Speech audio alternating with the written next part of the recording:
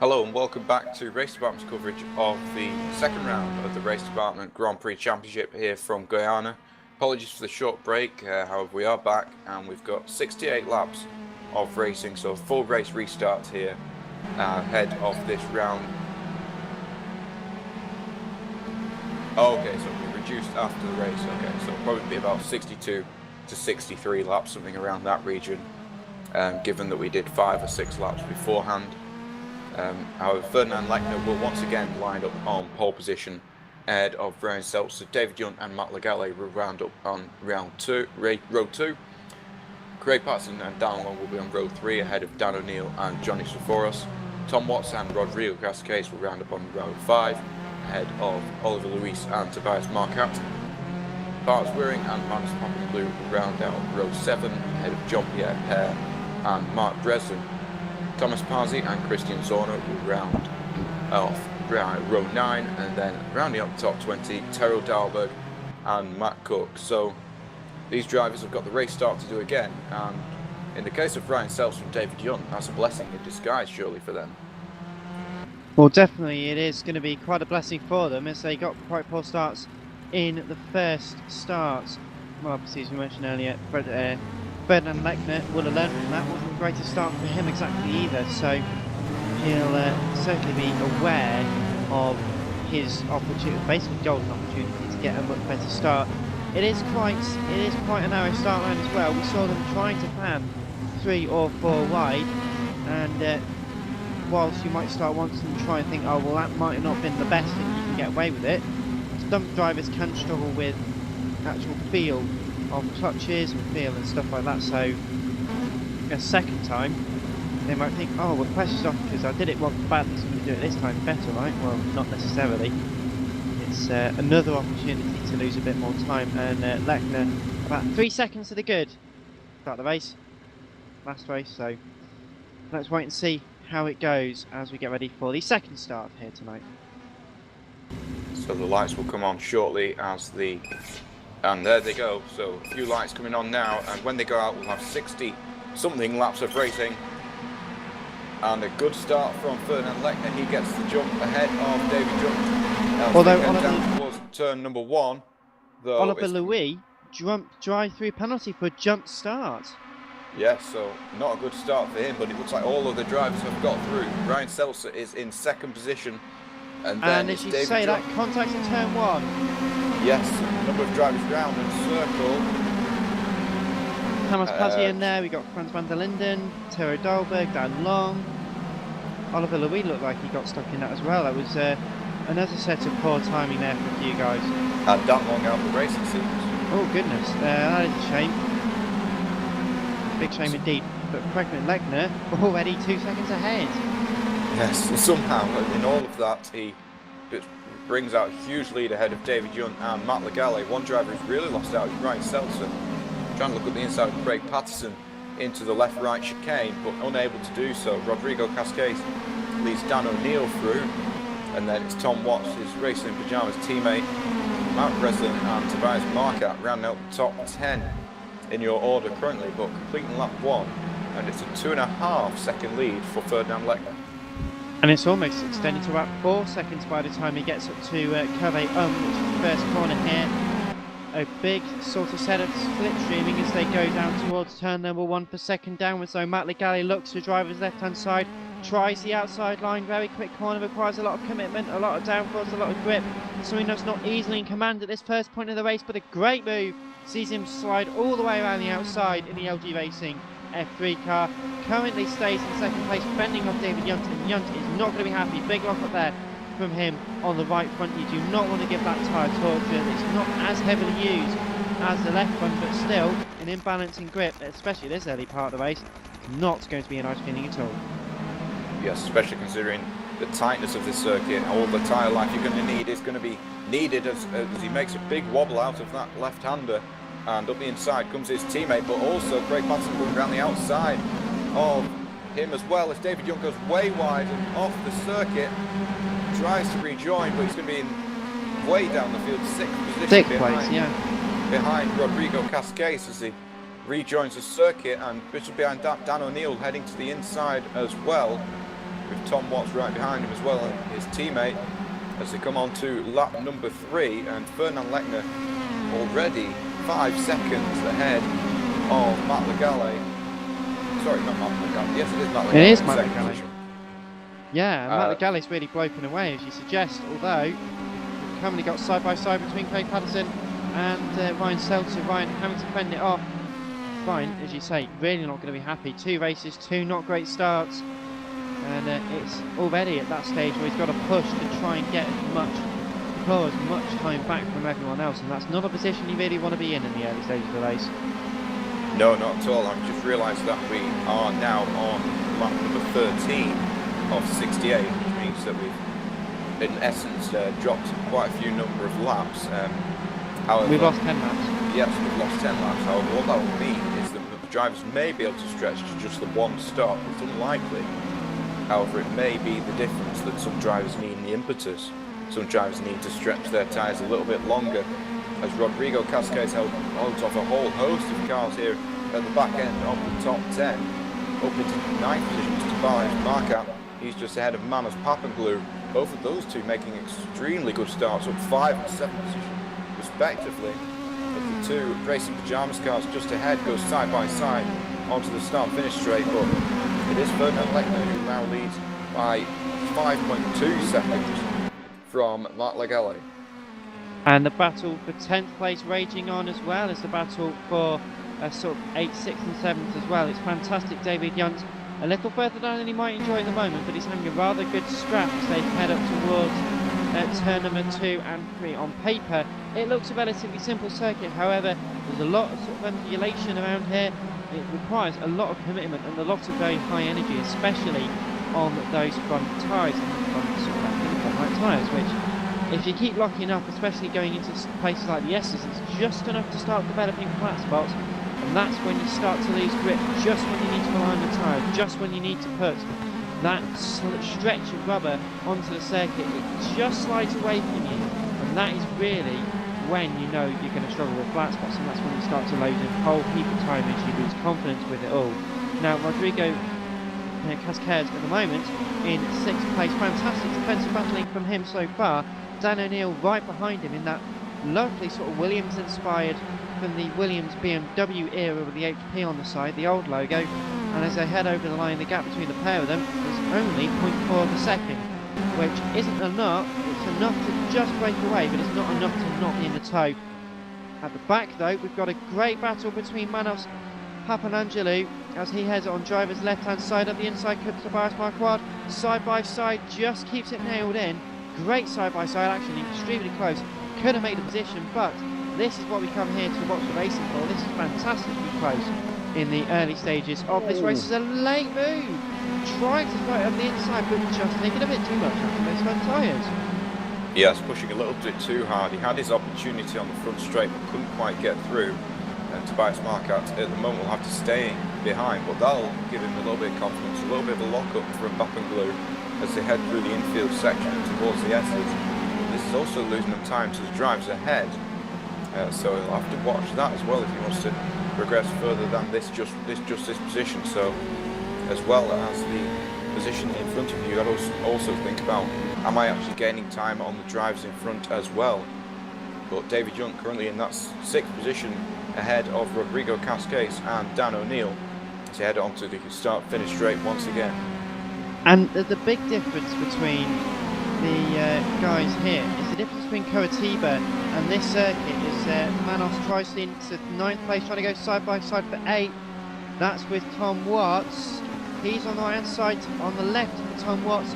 Tom does have to brake a little bit earlier, and that outside line seems to be riding more grip just when you need it. You can run out a little bit wide, get a better run. This is a fantastic way to battle Tom. Chucks it up the inside. Can he try it? Not quite. The gap was there, but Manos having enough speed and being able to scrub off enough speed to shut the door when he needed to. But the main difference between him and Curitiba is that whilst Curitiba is quite flat, not that bumpy, there's a lot more undulation here. It's a bit more stop-start at the first and the last corners, which means it can break up that toe just a little bit, or just enough realistically to fend off anyone trying to come and attack you, but as we're seeing so far, that isn't stopping these Formula 3 cars.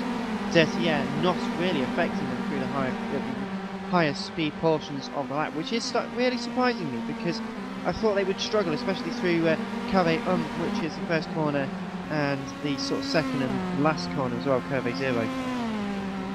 Yes, and I think the nature of that final corner really does help drivers getting the slipstream of the driver in front, as we see the drivers run line astern down the front straight for 6th and onwards. David Junt currently leading that battle of drivers as they head through turn 1. Looking further down the field, we've got a battle between Christian Zorner and a number of other drivers here as they go through the order, as they go through turn number 1 and coming towards the next section of corners, number 24 of Dan Long, just ahead of Ronnie Van Rouge at the moment, as they go through towards the next right-hander and the infield section, and at the moment Dan Long holding that 14th position. There's a fantastic battle going on for about 19th position at the moment. Johnny Statharos, who we saw earlier on doing a fantastic start in the first race, well, he was doing really well behind him as well. Matt Cook in the CM Garage car, the number 7, having to defend from Antonio Navarro and Taro Goldberg, coming up towards the S's now on lap 17 of the race, and running quite wide there, which isn't really going to help getting a big oversteer on, but as they go side by side up towards the final corner, very lovely bright coloured cars, you're not going to not notice them out there, and some fantastic stuff going on so far. This is where it really ebbs and flows, because whilst these guys are maybe not the fastest, you know, they've got different portions of the circuit which suits them. For example, we've got the likes of the number 99, which is Antonio Navarro, who's really good out of the final corner and up towards turn number 1. They go 3 wide. Goodness me, can they just avoid making contact? Yes, they can. That's real commitment there. The outside line really showing that it's much quicker so far, but as they are 3 abreast, nearly 3 abreast, right hand side versus left hand side, lane move up the inside there for Antonio. Kresnik Halili getting involved in some of this as well. He gets not quite shoved out, but run just a little wide to drop him down into position, meaning Antonio up into 21st position, and Taro Dolberg looking to take 22nd away from Kresnik now. As these 3 very much locked in battle at the moment, it is the number 99 of Antonio Navarro who leads that battle ahead of Krasnik Halili and Taro Dalberg. To go through the S, there's a slight twitch there from Krasnik Halili, and that drops into place to Taro Dalberg. So Dalberg up to that 22nd position at the moment, but just as we say that, the 20th position driver of Matt Cook streaking away from these drivers as they go into the final corner and out of it. And it looks like we have lost Tamas Pazzi as well, or Tamas Pazzi, who was a lap down anyway, but Tamas now out of this race as well as Dan Long. Yes, we've just seen a move there made by Bart Wiering on Jean-Pierre Père as he went through turn number 1, the 21 white knuckle sim racing driver, up the inside and through into 16th position ahead of the Kinker racing car. Good move there, good clean move. That's exactly what you need to do in these early stages of the race. And just further up, we've got Rodrigo Cascais battling once again. It's gone very wide. Wow.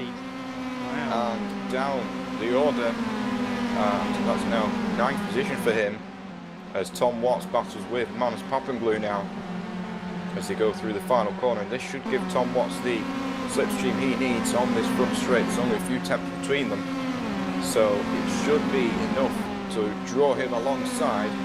The question is, can he get far enough alongside so the outside line doesn't make an effect, as just behind Rodrigo Cascais trying to get back into the mix as well after that earlier mistake. Well, Tom just tries to push him as far as he can go without having to sort of shove him off the circuit, and Tom had the track position there, still got the track position. He's keeping it nice and tight, keeping enough speed into the corner to make sure he doesn't run wide, to make sure he keeps the position. So Tom sort of blocking in that very effective way of not really having to move the car around a lot, not having to keep looking into your mirrors, but just putting your car in such a position as he can get it stopped, just as we saw there, because he got a bit squirrely on the power back out of the fourth or fifth corner. However, as they now make their way into the S's once again in 7th place, big offer there from Manos to sort of push him back a little bit, and Rodrigo again gets stuck on the curb and gets stuck on the exit. So to make a mistake once, shame on you. Make a mistake twice, shame on me. It's a bit of a sore point for him at the moment as he goes side by side and up into 8th place nonetheless, with Tobias Marquardt now in the tow with a pair of them. Could almost go 3 wide. Tobias looking left, looking right. Manos goes to the right hand side. Tobias is going to have to cut to the left. He's got the outside line coming up for turn number 1. Not the track position though. Side by side between the pair of them ahead, they do make slight contact, and that goes the way of Manos Papandreou, because he does take position in the end. Yes, very good driving by the 3 of them to stay out of trouble. I think you can lean on each other a slight bit through turn 1, and I think that's what we saw there between Papandreou and Rodrigo Cascais. But at the moment, Papandreou up into 8th position ahead of Rodrigo Cascais, who, after the early mistake, tried to recover in the Wii race car. But that battle for 8th position, really one of the best in the top 10, because in front of that, the drivers have spread out just that little bit.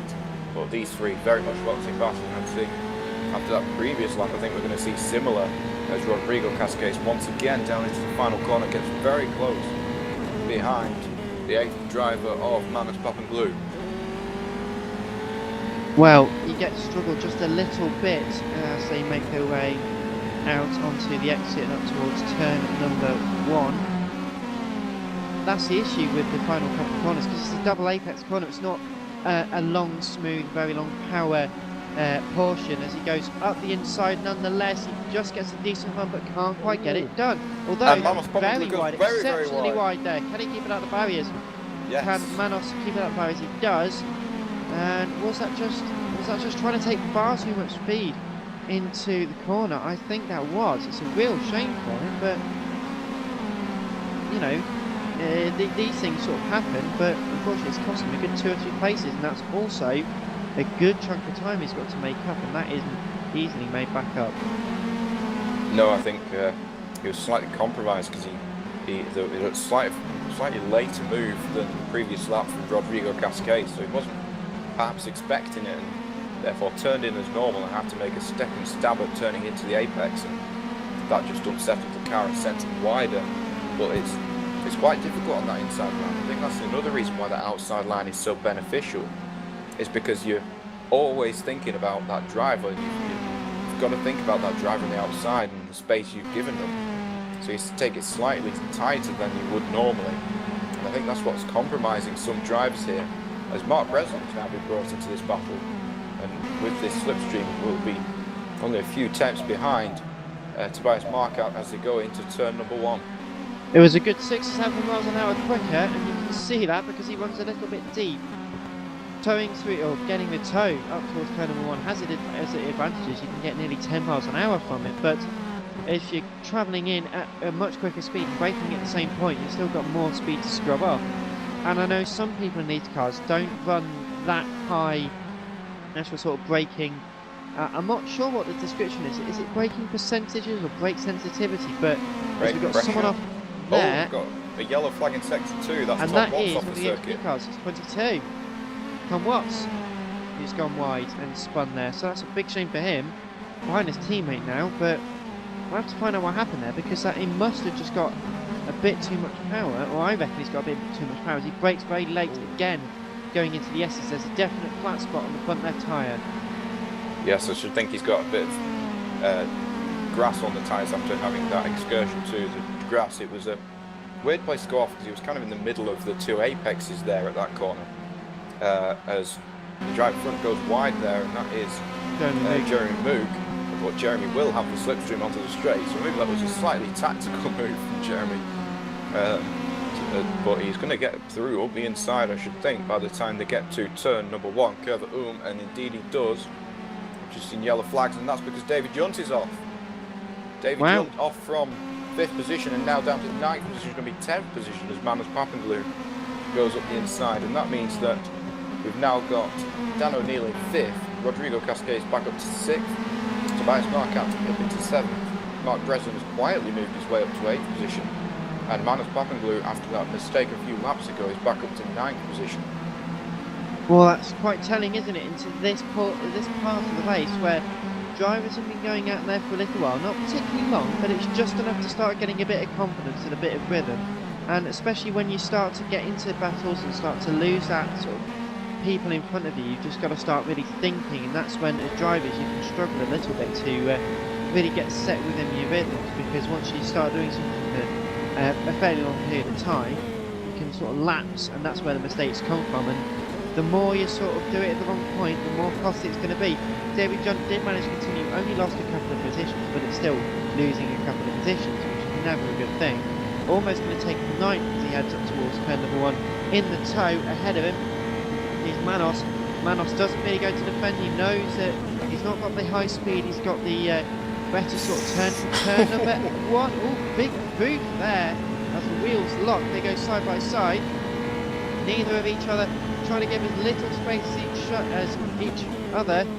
Once, twice they had contact there, and Manos going to drive out wide just because he didn't have sort of the grip there. He just drove into the corner far too quickly, and that sort of really was to his detriment if he was a bit more patient, because he's now lost another position to Dan Long, who decides a massive lockup would also be the best thing to do. And further back we've got contact between Antonio Navarro and Terrell Dahlberg. Dahlberg round in a spin. They went side by side up the hill, and Terrell Dahlberg unluckily was squeezed to the inside and onto the curb, and that was what sent the Ajira Racing car spinning. But as you said, Manos Papanglu, I think he had to take that extra speed in order to try and get around the outside, but unfortunately for him it was slightly too much, as we see Rodrigo Cascais come into the pit lane, one of the first of the front runners now, as Dan Long on the front straight goes past David Junt. Who's going to have the higher top speed though? It looks like David Junt will be able to get back through before they get to turn 1, but Dan Long will have that inside line. Dan Long though going behind for the moment.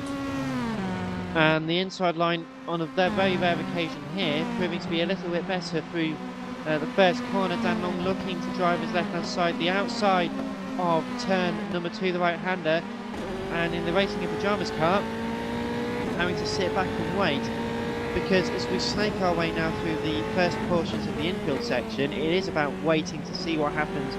David Young taking the first part of the corner quite wide and taking the front left with a little bit of damage to it as well.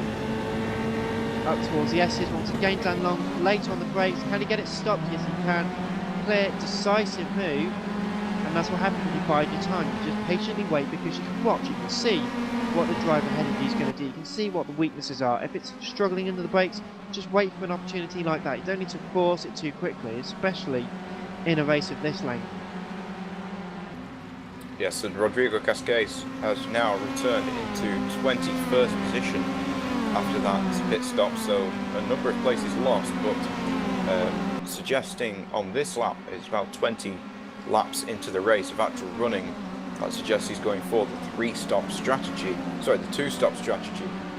at this moment in time, whereas you'd think other drivers would try and get a little bit further into the race, maybe perhaps to lap 35, lap 40 before they make their pit stop. Well, we are obviously now have a 58 lap race as opposed to a 68 lap race, and it's, as you say, it is an interesting period, because I know these Formula 3 cars aren't particularly heavy on their tyres in the best of times. It's more the fuel tanks, which are quite small. But now we've lost 10 laps, it is easier. You can either make the debate, okay, well I've lost a bit of fuel now, I might as well either top that up now, run a little bit heavier but only have to stop now, cool the tyres a little bit, get back into it and get a bit more relaxed, or do I go later, burn more fuel, put less fuel in, which will take a bit less time, but then run maybe the risk of getting caught up in traffic. It's that classic undercut versus sort of a normal or an overcut strategy that comes into play. Yes, I think that's always going to be a debate for these drivers, especially given the slightly shorter race length. They won't be quite used to this length of race. Of course, they'll know how long tyres go and how long fuel goes. However, adapting that strategy on the fly quickly will very much sort the best drivers from those who are quite not as capable of adapting quickly, as we see Mark Breslin now under pressure from Dan Long for 7th and 8th position as they head into the infield section. Mark Breslin 7th at the moment, gained quite a number of positions at the moment. Dan Long currently in that 8th position as they go through this infield and head towards the exit of that infield section, which is a very difficult S's section.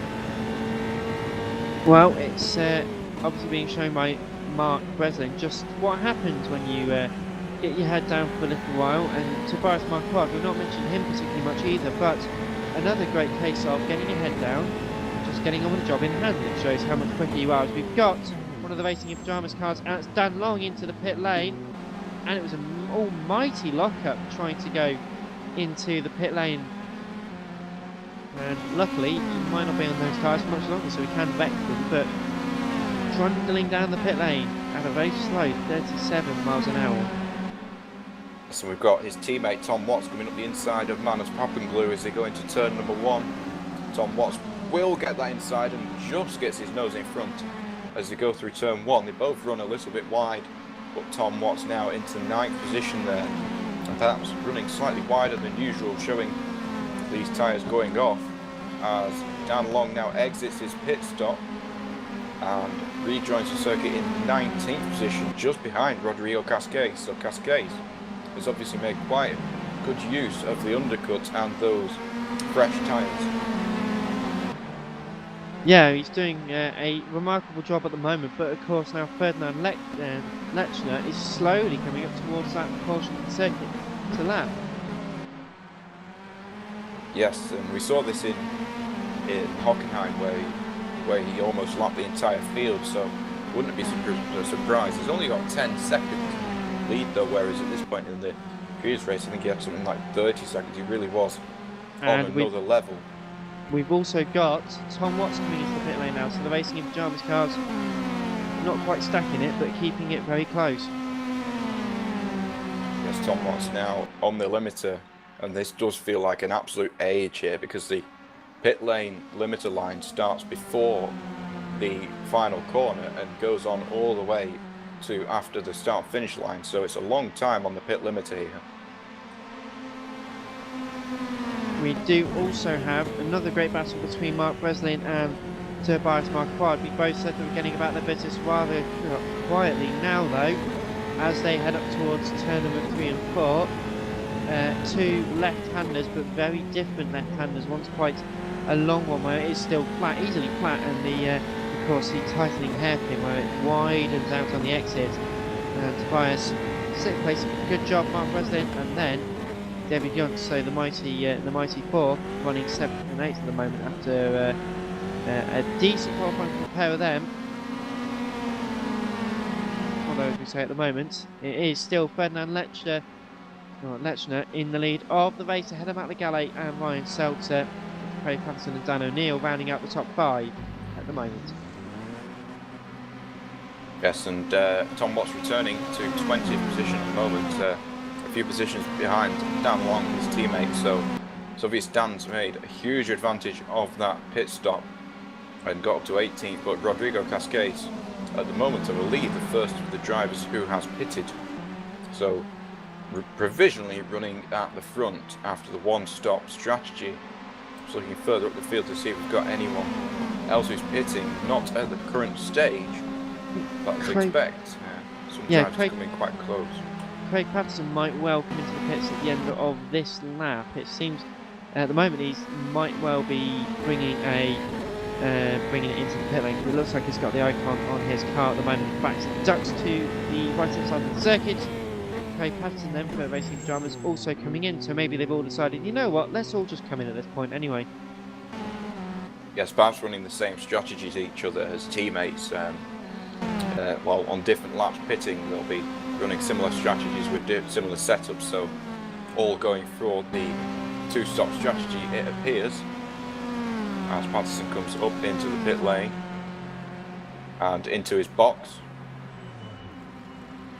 and this will drop him back to, I should think, around 15th position, as we also have Manus Pappenglue for the Hellenic Racing Association making his pit stop, as is Jerry Mook. So really all drivers now starting to think about those pit stops and the fresh tyres, as Craig Patterson already exits the pit lane. Good clean stop for him. In 10th place at the moment. Jean-Pierre Pert coming out into 11th, but he's well clear of him. So 10th place for Craig, decent stop, and he's not too far down as opposed to his teammates, which I think would be another critical element for his strategy, because it's given him a bit more clean air, but a lot closer to the race leader to really try and challenge. Because you never know, sometimes these pit stops can be a lottery. As we see, teammates do have sort of misfortunes as well as really good pit stops, so it could just take maybe a slip up, maybe Ferdinand doesn't select as much fuel he needs, or maybe he just doesn't engage anything quite as quickly as he could do. Obviously these guys would have rehearsed it, but especially in the pressure of competition, you can make these mistakes. And we now have Mark Breslin making his pit stop, a slight lock-up at pit entry, but on his way into the pit lane at the moment, and he will be pitting from 7th position, in a very good position for Mark. Of course, slightly worse first race, but at this rate he's going to be having a very good result here if he can keep it all together. But he's going to be wanting to come out ahead of Rodrigo Cascais, and Dan Long. That's going to be his target, as Rodrigo, just looking at him for a moment, dives at the inside of Antonio Navarro into the final section of corners, and just behind that there's a spin for Carlos Alba, and Dan Long as well involved. Well, so that's Dan Long was running quite high, now in an incident, and Ferdinand Lechner just goes straight through the middle of them. Well, that's certainly not going to be a good sign for Dan Long, and I think this is going to all but confirm the sort of loss of time, and obviously it puts him a lap down, but that's ultimately going to be the end of his race really for challenging the top positions, just because that incident happened. Maybe there was contact, we didn't get a good decent look at it, and I can't seem to play the replay at the moment, but unfortunately these things happen, and it's come back to bite him as side by side between Tom Watts and one of the back markers. They both plough into the wall.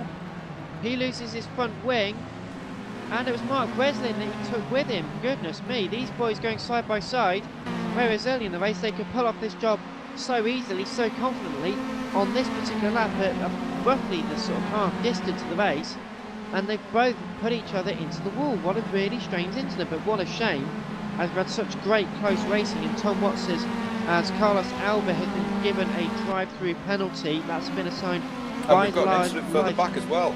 Live Stewart, oh goodness, and that's Manos Pappenglue, and also involved, I'm just trying to think who that is. It's one of the LG racing cars, that's Steve or Matt. Well, Steve's in 10th, Matt's in 3rd, so... I'm trying to see what the number is on that car. And Tom Watts has missed a pit entry. He's missed a pit entry. He's nearly did a David Coulthard and just drove into the side of the wall. But he had to very Kimi Raikkonen it. He just completely locked up, overcooked it massively, trying to stop the car. Of course, the front downforce isn't there, so it's not going to help him whilst he's braking. That's really not going to help him at all. Yes, and his teammate also pitting, Dan O'Neill, so into the pit lane now, and Mark Breslin will be really annoyed because he'd just come out of the pit lane when they made that contact, him and Tom Watts, so he's probably ruined his tyres as soon as he's come out, and if he's got damage then I'll have to pit again the lap after. I think he might be coming in now. And yes, David he Young looks like following the car's Dan crabbing O'Neill. as well. So David Young and Dan O'Neill now in pit lanes from 5th and 7th. Christian Zorner and Craig Patterson continue, and Tom Watts now a drive-through penalty. Yeah, it's David Yunt who's come in, as you mentioned a moment ago. So another one of our sort of top runners who is coming into the pit lane. But obviously, with that penalty then being assigned to Tom Watts, Racing in Pyjamas Day goes from bad to worse. And I'm just trying to see where David Yunt and Curl will rejoin, and Yunt has rejoined now in 11th position, I believe, or is that 12th now? Yes, 12th position now for David Yunt. And as for, yes, and there's Dan Long in 11th position.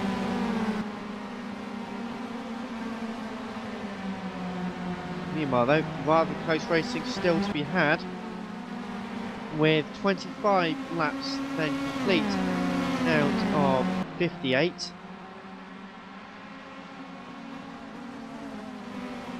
And Ryan Seltzer is getting rather close. He's currently sat in second place, has made it then the mighty fourth, 1-2 once again, with Matt Legale, I believe, coming into the pit lane at the end of this lap. But Ryan, who had those troubles on the first lap, lest we forget, has made his way through the field rather calmly in order to take back up second place. But how long can it last with Matt Legale?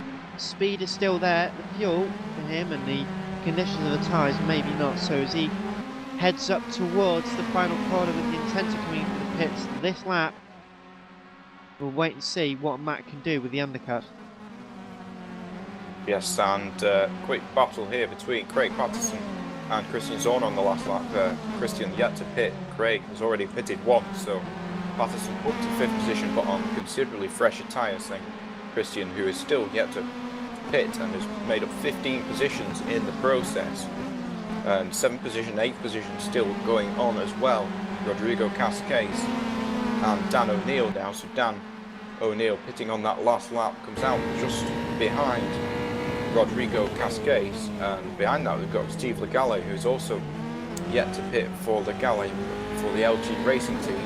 Matt's leaving the pit lane now though. Decent stop for him, still in third place at the moment. Just comes off the pit speed limiter and has rejoined. Craig Patterson goes in front. Yeah, so he rejoins in 4th place, Ooh. so not a bad position there. And just behind that, Matt Legale trying to move to the inside to avoid Christian Zorner. Zorner, who went in his slipstream, then moved to the right hand side and was forced onto the grass. So and Christian it's still Zorner trying to get to the inside. Still looking at the inside though. Yeah, Legale not leaving him much space at all there. Well, it's a 50-50 situation in this instance, because Matt, although was slower coming out of the final corner, you see this a lot sometimes, especially when you're multi-class racing, as people like to try and weave in and out of traffic and duck in between sort of you and a different car, you know, to try and get obviously the ultimate position, but also get a little bit more in terms of straight line speed. And I've always found it to be a bit of a tricky issue, because apart from it just looks a bit cocky, the other issue is if they misjudge it and then go into the back of you, then you've lost time fairly through no fault of your own when you're minding your own business, because someone else is trying to get an extra sort of 10 for half a tenth, especially when Matt Legale goes wide like that. But when you especially when you consider the fact that Christian was maybe not lap traffic, but certainly trying to push his luck. Sometimes sometimes the quicker driver just got to be a bit more mindful in situations like that. It's definitely a difficult situation to judge, and in my personal opinion, I think there's a slight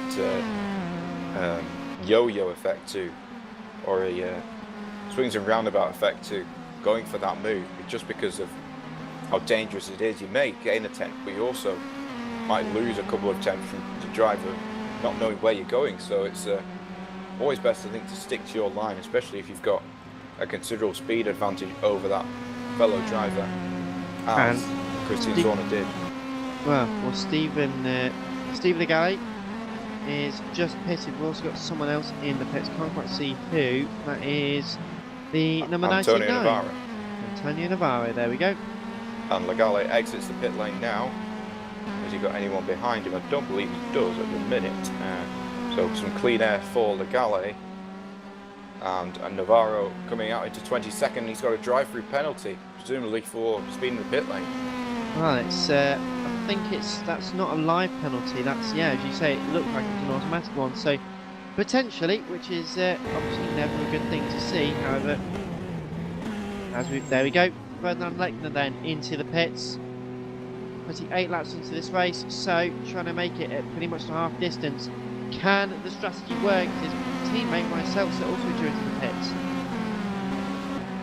I should think being teammates have a very similar strategy in hand, and Seltzer not moving to the inside, however. No, so it looks like he's going to go. Cancelled the stop. Looks like he's going to go 1 or 2 laps further, maybe reacting to Ferdinand pitting and not wanting to interrupt his stop after his 30-second lead almost. he had. And is that a driver trying to... Yes, it is a driver just benefiting from the slipstream of Ryan Seltzer there as they go down to turn number 1. And Lechner rejoins in much clean air, so really no bother at the moment.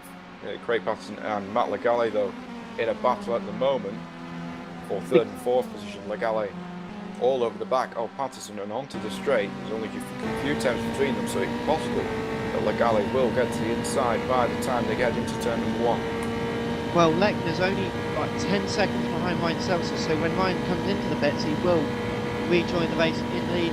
Matt Legale tries to go around the outside, as you say, into turn number 1. Can he get the grip? Look at that! What a great move!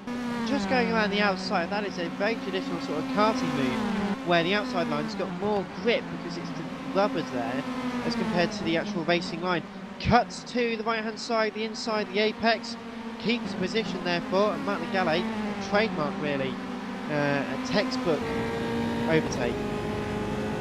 Yes, and I think also on that turn 1, the camber helps a little bit. There's only a few degrees of banking, but really the camber there is very favourable to the outside just because of the way it works on that corner. And I think that's really helped some drivers complete moves and really made this race very exciting. As Ryan Seltzer now pits from first position.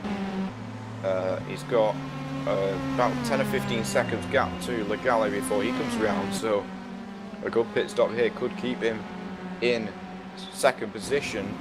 Having said that, Legale exiting the final corner at the moment, and Seltzer's still in his box, so it does look like Legale and Patterson are going to be able to get through, and indeed they are. And Christian Zorner comes over the line now, not going to be that close as they go towards turn number 1, but now that he's got the fresher tyre, or the heated up tyres, as well as a much quicker speed going through turn number 1, he could close up to Ryan Seltzer, and Ryan's in the unfortunate position of no man's land, not being close enough to the person in front, which would be Craig Patterson, or sort of that far away from the guy behind him, which is Christian Zorner. And I don't actually believe that Zorner has pitted yet. He's still doing 1 minute 18 lap times, which suggests he's not got very fresh tyres on, considering the top driver's doing high 1 minute 15, low 1 minute 16. So I don't believe that Zorner has yet to make his first pit stop, and if so, he's took the tyres 30 laps and will definitely be pitting soon, considering those tyres will be considerably worn by now.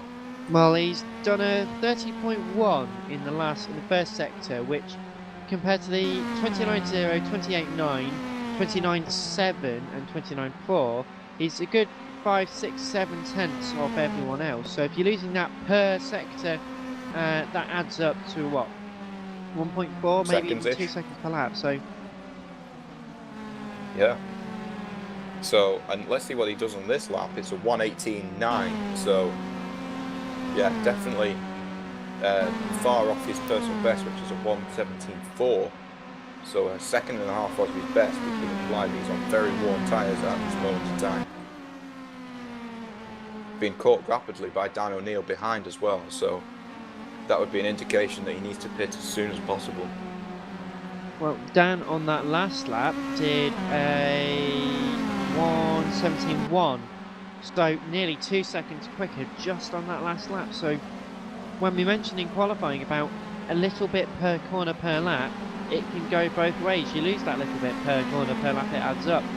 And when you've got such a wide fluctuation of speed, it makes Dan O'Neill's job much easier. But I suppose for him, he's going to be pushing a little bit harder now he can see someone in front of him. The tyres are a bit newer, but you do take life out of them just trying to pursue and just trying to overtake. Sometimes it's a bit of a vanity affair when you go for an overtake, when you continually push to take some tyres out of, or the life out of the tyres when someone else is slower. When we were mentioning earlier as well, just executing a bit of patience. Dan in the tow would certainly get a good benefit as he heads up towards turn number 1. I'm assuming he's not even going to take that long. He's closing, but not particularly quickly as they head up towards turn 1. And in this instance, of course, Christian's going to have the line, but he does brake a little earlier, so again, concedes position. He knows it wasn't worth fighting for. And we'll have Rodrigo Casquez now heading up towards the turn number 2 and 3 to take the position away. Yes, and I think that was a very simple move for Dan O'Neill. Probably fresher tyres, the better braking ability and more grip, even on that inside line, which we've seen historically not to be as favourable. Though this time, this place gets through Zorner very, very quickly, and he's also pulled a 1.2 second lead over him at this moment in time. So already a number of seconds ahead, and I should think it won't be long until Rodrigo Cascais repeats that same move that Dan O'Neill has just made. Well, we'll certainly wait and see, as we said earlier, because Christian just broke so much earlier going into turn number 1. He just knew that he couldn't get the position, and Matt Legale running in 4th at the moment as we got to the battle for P number 11, which is between Jeremy Mook at the moment, having a great run out there for the time being. We've got Mark Breslin and Johnny Statheros now in 12th and 13th, just to try and keep this chase going for as long as possible. With at the moment it's just those 3, but they make their way up towards turn number 1. Not a million miles away from Tobias Marquardt as well, so they've dropped down a little bit due to coming in. But Jeremy, poor run out of turn number 1, really. Mark Breslin can see him in his sights, firmly locked in his sights, and just seems to be running that bit quicker for the time being. It's a big lock again from Jeremy, means he's going to go deeper again. It'll only be a matter of time until we get another overtake. Yes, and as you were saying, with that little bit of corner speed per lap, I think that all adds up, and that is what we're seeing here. And we've also got a lap car behind them who's staying with them as well.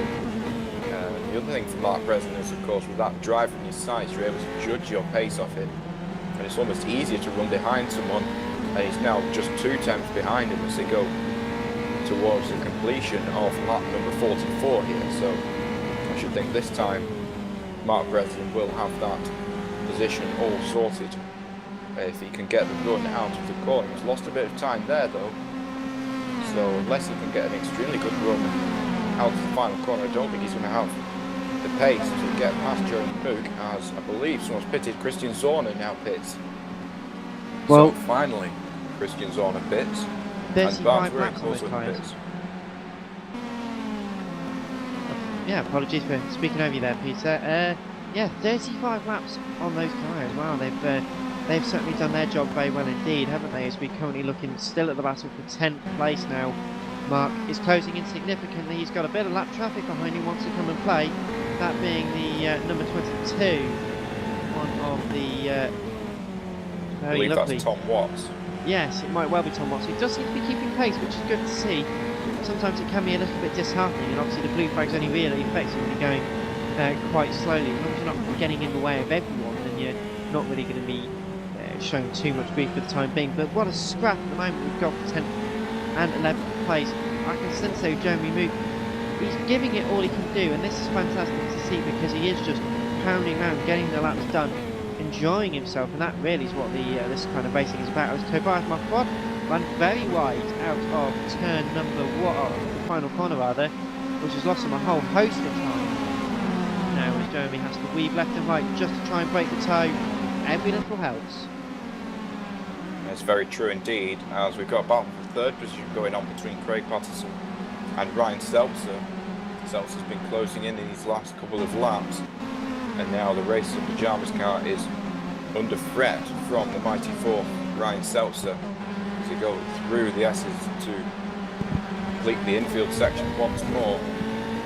Seltzer now only 2 tenths behind, and this time round I should think with a good run out of the final corner he should be alongside by the time they get to turn 1. Might not even be that long with some lap traffic in front of them. Obviously got his Jeremy's got his teammates ahead of him as well, as I can't quite see just who the other car is. However, as they come into the S's, this is all really going to come to a loggerhead, and Jeremy, this is definitely where he doesn't want to see the traffic, because it's just to the point where you can't overtake him. Yes, just a few tenths too far back at the moment as Rodrigo Cascais now pits for a 2nd time. and coming into the pit lane here to complete his second stop. As that battle goes past him, and Jeremy Mook running very wide onto the blue runoff area, and Mark Breslin and Johnny Soforos nose to tail at the moment, and that's number 27 getting involved as well. That is the Tech 3 racing car there getting involved to go into turn number 1. Breslin holds it from Steforos, but at the moment Jeremy Mook being able to break away slightly from that battle. And that was teammates really helping to play the advantage more than anything else. That's definitely mind games for you there, because whilst Jeremy got through relatively cleanly, of course 27 didn't really feather out of the throttle until they were absolutely side by side. A poor run out of the final corner. Jeremy definitely got a break. Unfortunately Mark and also Johnny Soforos getting just caught up at one point. They have got through now though, so it will help them as they head up towards the chicane once more, but Jeremy afforded just a moment to breathe again. Yes, I believe that's the driver from Carlos Alba in the Tech 3 racing car, really benefiting and probably learning from these drivers in front who are running at the moment in the bottom end of the top 10 and just beyond, as they go on to them start finish rate once more. And this time Soforos is much closer, just 2 tenths behind Mark Breslin. And this should give them both a huge tow as they go down towards turn number 1. Jerry Mook at the moment 2 tenths ahead of Mark Breslin, who's returned 2 tenths ahead of John DeForest. At the moment it stays as they were as they headed onto that lap. But DeForest closer of the battles and right behind Mark Breslin to go into the infield section once more. It's all getting rather close now. Big squiggle there from Jeremy. I can imagine those and sorry to interrupt you there. Sorry Dan, we've got battle from third position, Ryan Seltzer and Craig Patterson side by side into the final corner. And Seltzer gets through on the inside of Patterson. But he goes wide. Patterson will have the inside and will have the slipstream down the straight, but will it be too early? He moves to the inside, Ryan Seltzer all the way to the inside at the moment. But will Craig Patterson be able to hold it all the way around the outside here? In turn 1, he's going to at least try. And no, Ryan Seltzer holding it on for the moment and regains that third position that he had before. So Seltzer onto the podium once more. Good clean move there from Ryan. I thought maybe it was a bit of a mistake to turn and break the toe as early as that. Craig didn't follow him, opted to try and keep the line, and it was a bit of a surprise because obviously Ryan was well within his rights to try and force Craig to move him, so he didn't have as much space as he could.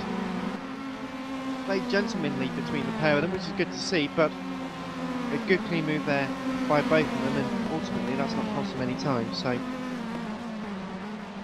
no, and you can see immediately that Ryan Seltzer has pulled out a big lead ahead of Craig Patterson, who's now on the threat from the 21 car there, the White Knuckles sim racing car, as they go into the final corner. So it's obvious that that car of Craig Patterson is suffering with tyre wear issues once again, and it looks like the White Knuckles car is just going to be able to drive past him on the straight. Well, it's lap traffic, although it does back out just at the right point. And as you were saying earlier, sometimes things like this are just vanity projects where a driver just wants to feel like they're involved in the battle, wants to feel like that ultimately they can race up against these guys, because sometimes you can lose out. Obviously, as we've seen today, we lose out on positions due to unfortunate incidents or maybe a few mistakes in your own race, but you do want to try and keep hold of battles and enjoy each other's company, because it's not something you get to do a lot, especially in the likes of Ferdinand Lechner, who is currently 25 and 26 seconds ahead of now Matt Legale in second place. Ryan Seltzer is 7.3 seconds behind Matt Legale in third. Yes, it's very true. I was racing against Ferdinand in the in last week's club event, the 3 week in race room, and I got put a lap behind due to incidents of my own and involved in others. And I thought at the end of the race, I thought, right, I'll try and stay behind for a lap, and I could do it for a lap, but after that the consistency just goes, and of course the superior driving style and driving skill of Ferdinand Lechner was able to break him ahead. But sometimes it is just to believe in yourself that you can run up there at the front, and a lot of the time he can. So Johnny Forrest has now got a mega run on Mark Breslin as they go towards the final 2 corners. Breslin not defending the inside, Forrest though staying behind for the moment. And Breslin does go wide though, and this is going to be bringing Forrest the chance to pull up alongside. And Forrest though not taking that opportunity. Instead he's going to get behind Mark Breslin and go for the inside line as they go into turn number 1. Breslin going to be defending as he can and going all the way around the outside. Can Forrest get the better run out the corner? He's going to run side by side down towards turn number 3. Mr. Forrest will have the inside line as he enters the infield.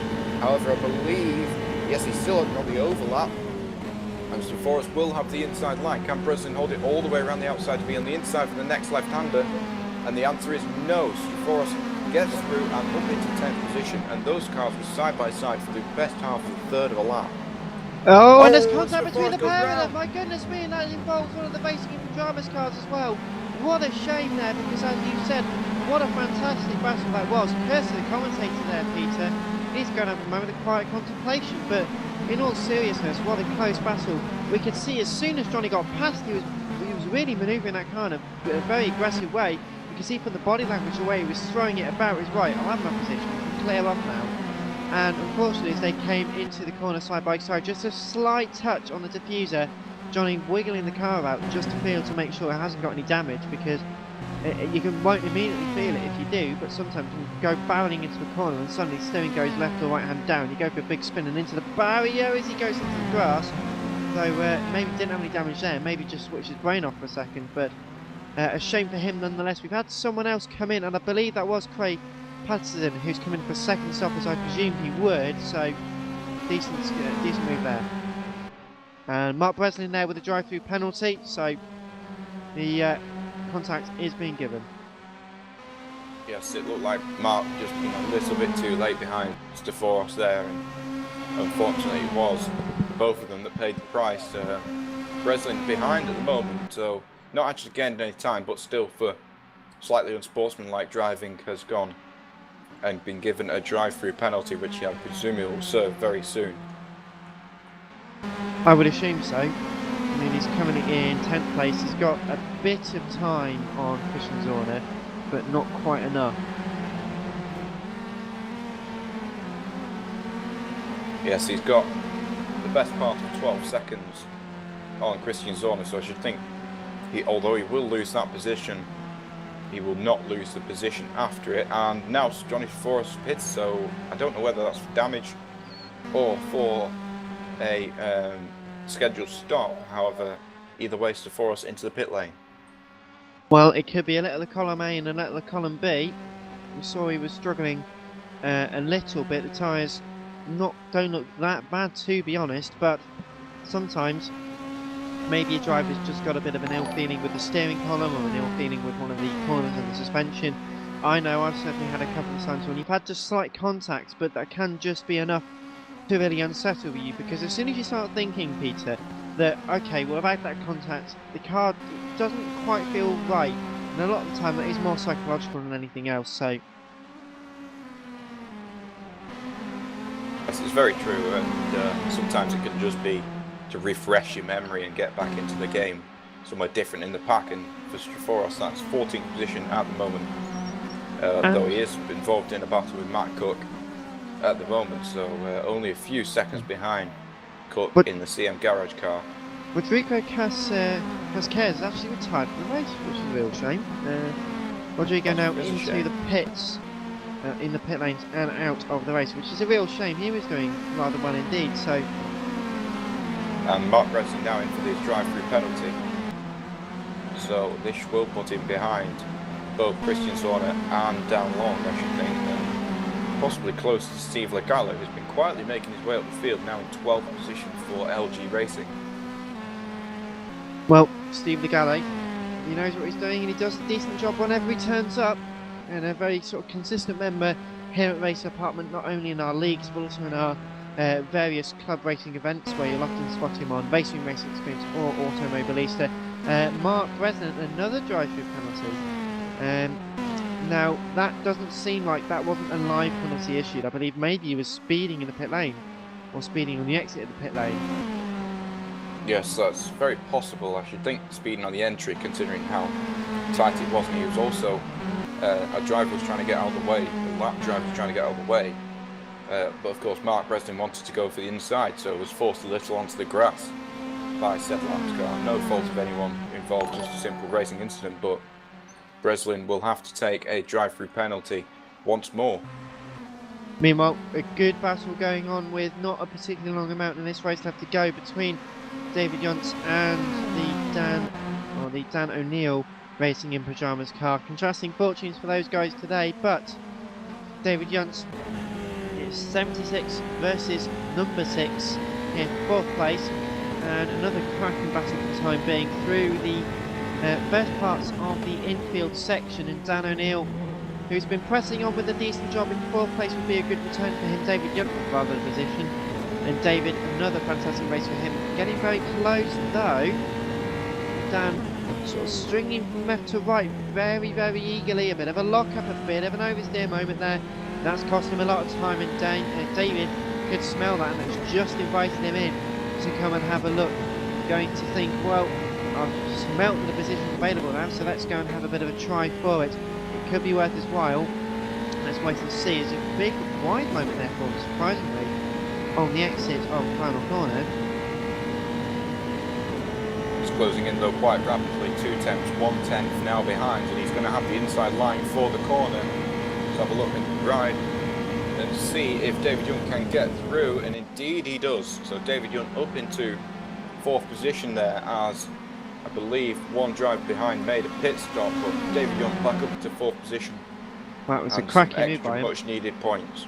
Oh yeah, exactly. It was a cracking move by him as well. So it really shows just how determined he was to take the position, and slowly gapping him already is David Young. 3rd place may still be unattainable, but 4th place will still feel like a small victory for him, I can imagine. Yes, and I don't think he'll be too displeased considering that the driver in 3rd place is his teammate Ryan Seltzer, so maybe that Matt Legale is in 2nd position and that is his main championship rival, but he'll be glad to see Ryan Seltzer upholding the mighty 4th honour of 1st and 3rd position at the moment.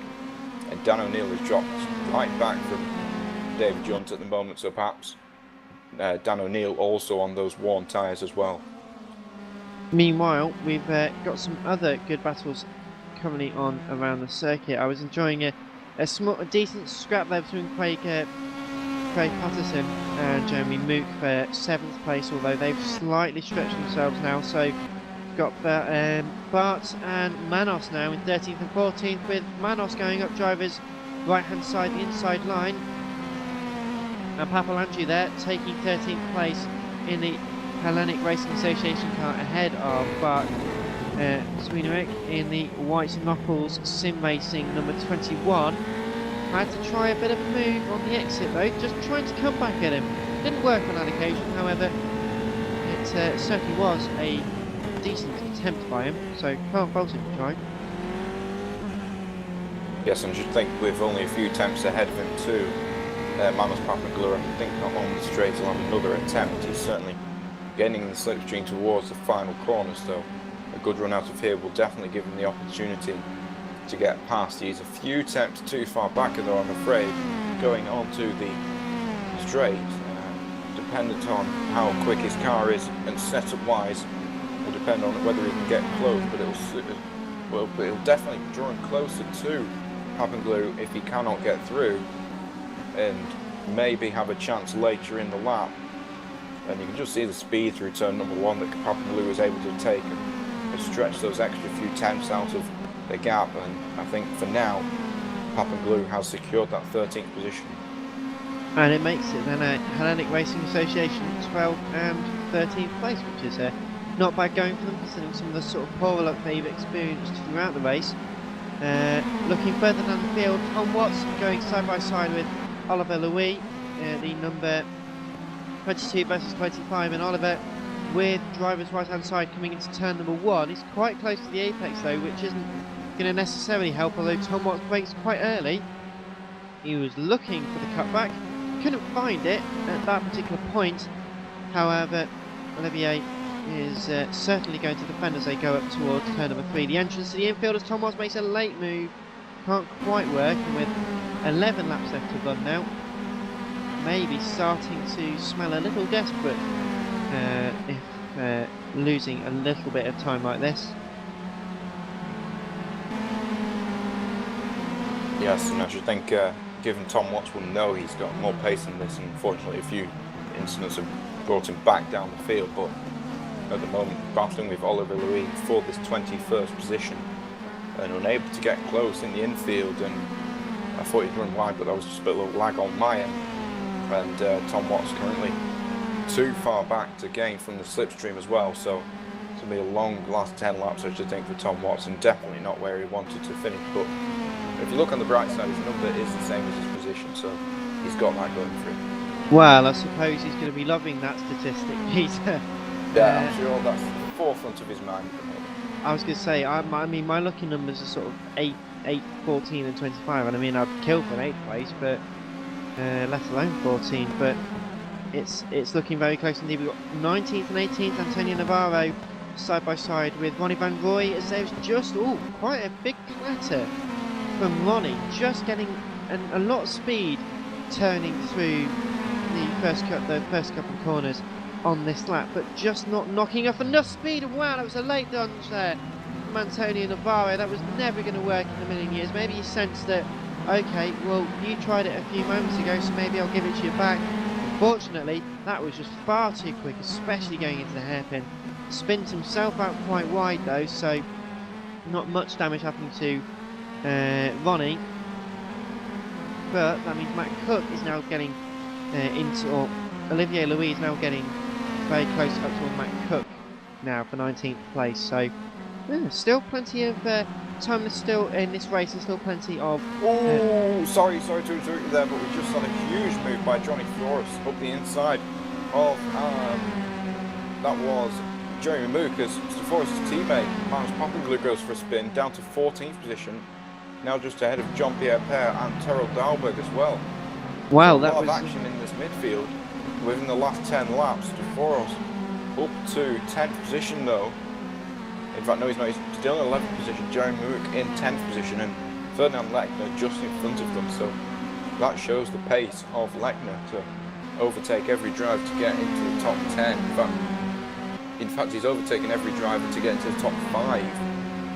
So Ferdinand Lechner, only 5 drivers now on the lead lap with him. Well, it's certainly proving that it's not settled until the end.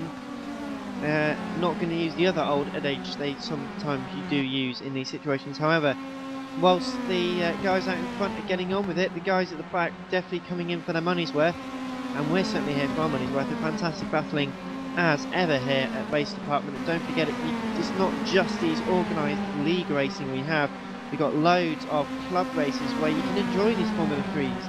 Of course, Formula 3 Wednesdays, I think they're dubbed, here on Automobilista, where you too can come and get involved in these races. A little less formal rather, a little bit more informal. You can come and have a bit of fun, have a laugh, and join us on TeamSpeak.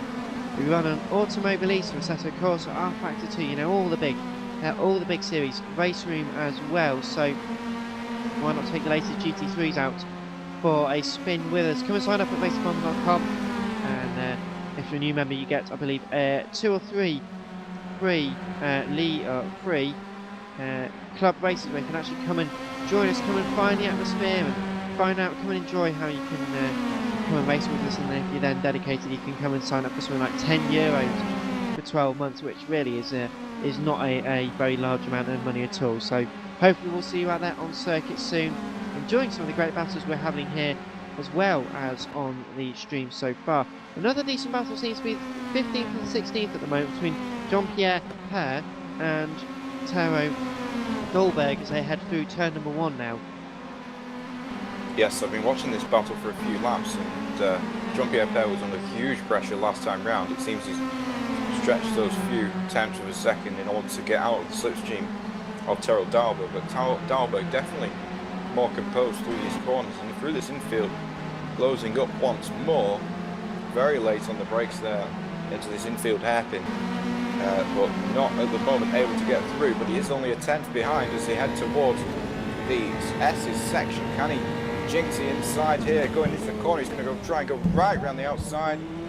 No, unfortunately not going to be able to work out at the moment, but hopefully going to be able to recompose and for his sake get back into this battle for 15th position.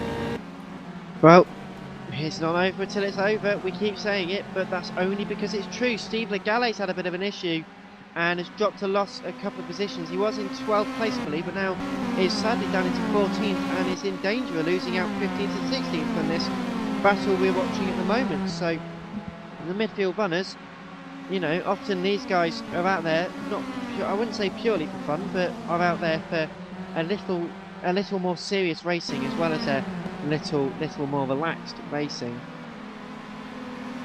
So, and Terrell Darbock once again very close to Jean-Pierre Père into turn 1, but not able to do anything about it at the moment. But this battle now between the four of them here, as we got Barnes rearing, Manus Pappenblue, Steve Legale, Jean-Pierre Père and Terrell Darbock separated by just over 2 seconds at the moment. So very close battle between them as Steve Legale's just gone off the circuit once again and now down into 16th position as Terrell Darbock looks for the inside of Jean-Pierre Père, not quite able to do it. He was on the curve there in the braking zone, but once more Jean-Pierre Père holds that 14th position for the moment. Well, it's getting to the sort of crunch time in these races and they're getting a little bit more desperate just to finalise the positions. I mean, I can imagine from the perspective of one of these races, you know, you want to get it all settled before the end of the race. With not a particularly long amount of time in this race left to run, we're going to enjoy a flurry of activity as we head up towards, I think, less than 6 laps left to go. Now Jean-Pierre Père in 14th place, so you can just, by trundling around and trying to keep yourself as away from everyone else, you can just start picking up positions at any point during the race. And I think ultimately that's what he's aspiring to do and is doing, so all fair play to him because he's doing rather a good job. Yes, he's definitely been gaining quite a number of positions, as has Terrell Darbock, no doubting that. And through his middle section of the lap, Terrell Darbock seems to have the upper hand. Not quite as close as he was last time round, but certainly able to get close if he needs to, and onto that straight last time round he was as close as he has been. So perhaps this time round he'll be even closer, a little bit twitch of oversteer as they headed through the S's that time round. Just 4 tenths between them. That'll decrease, of course, in the slipstream towards the final corner as well. I should think Terrell Darbock will this time have the slipstream he needs in order to draw close to Jean-Pierre Père once again. And we've got another great battle between Manos and Bart. This is for P12 at the moment. Up towards turn number 1 with 4 laps left to run. Bart tries to close the door slightly, doesn't work. Getting the car back though, that could be more fruitful. Bart remains in 13th place, whilst Manos, good move, up the inside, up into 12. Yes, and Jean-Pierre Père is now under increasing pressure of Terrell Darbock once again in the middle section of the lap. Darbock running slightly wide into the infield section, but keeps it on the circuit, and now only a few tenths between them. But I think that move by Manus Pappenblue was coming at some point. He had the more speed than Bart's wearing. And we've seen that through the race, and now he's been able to get through and up into that 12th position in these last 5 laps of the race. Well, he's certainly making a good job of it. So as we get quite close to the end of this race now, Manos cleared by a good couple of car lengths, which is just what you need, that little bit of a buffer at this late portion of the race, just to try and ensure the position, which is something that Jean-Pierre Père hasn't got in 14th place compared to Terrell Darbock. Terrell still sat in the slipstream, but as we've seen early on in the race, it can gift you an extra 5-10 miles an hour down the back straight, which is, when you've got cars which are equal, makes a lot of difference.